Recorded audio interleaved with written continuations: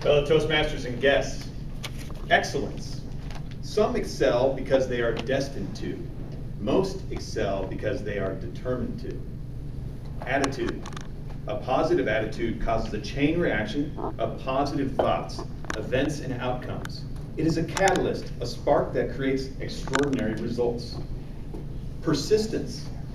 The race goes not always to the swift, but to those who keep running. Ambition. You'll always miss 100% of the shots you don't take. Now, if you recognize these as accessory products, pat yourself on the back. Let's consider Despair.com's demotivators. Perseverance. The courage to ignore the obvious wisdom of turning back. Foresight. Those who say it cannot be done should not interrupt those busy proving them right. Adventure. Keep living life like there's no tomorrow, and you'll be right. You'll be there right sooner than you think. Tradition. Just because you've always done it that way doesn't mean it's not incredibly stupid. So, a quick poll. How many of you, in terms of your thinking and feelings, related more to the first set of statements than the second set of statements? Okay. And how many of you related a bit more to the second set of statements?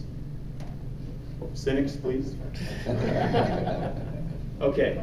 So what if I told you that both of these types of statements can be both motivating and demotivating?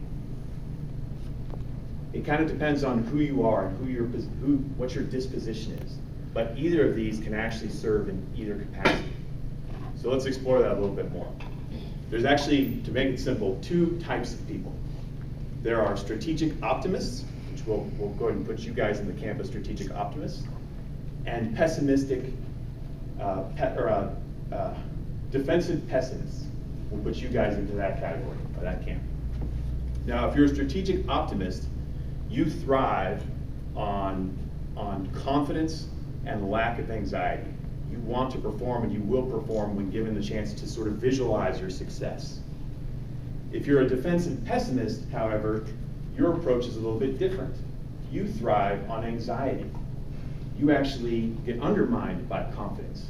You tend to think through mitigating risk, and that's your opportunity to success. So again, for the strategic optimists, what's difficult for you is the negative thoughts, the anxiety. Those will undermine you.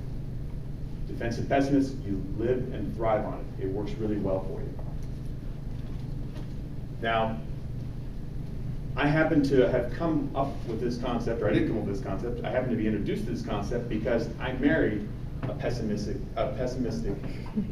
defensive pessimist. My wife happens to think this way, and it drove me crazy. When she would become stressed or emotionally rattled, she would iterate through all of these negative potentials, and I would try to treat her condition and say, no, you got to think positive. You got to think through what could go well and be optimistic about it. And that just wasn't her approach. She actually got a lot of comfort and coped with the stress by addressing all of the negatives. Because by addressing the negatives, she confirmed that it wasn't all that bad, that what could go wrong wasn't all that terrible. And she happened to come across a book that served this really well for her. It was actually called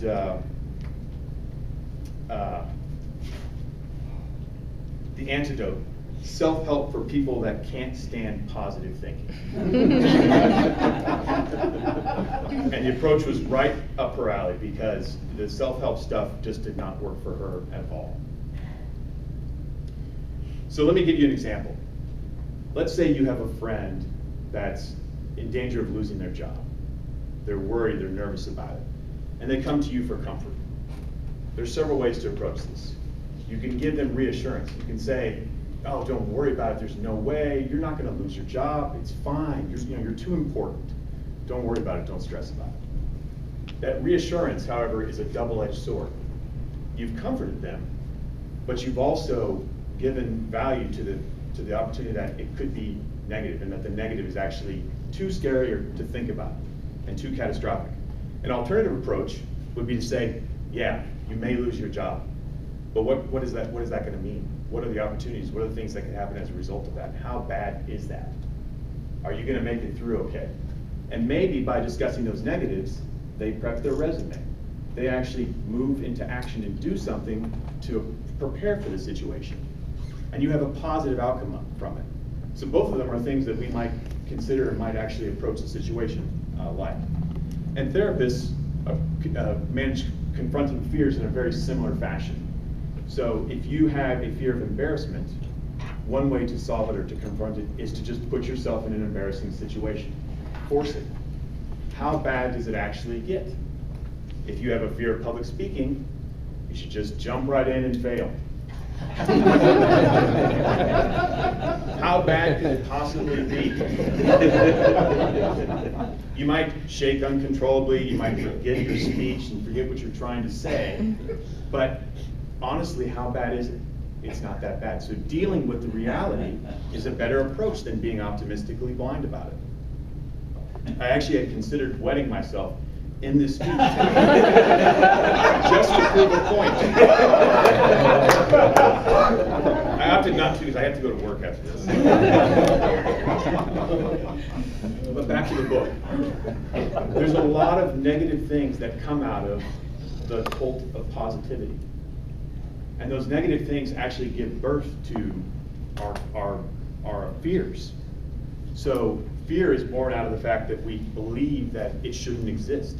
And the harder we try to get rid of it, the more it comes back. The harder we deal with all of our concerns, the stronger it comes back. We give it life.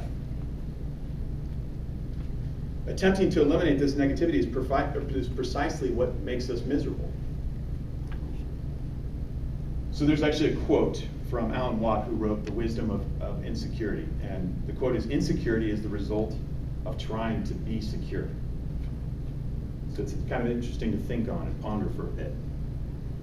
Now, there's studies that show motivational speakers and all of this self-help type material in books are not successful.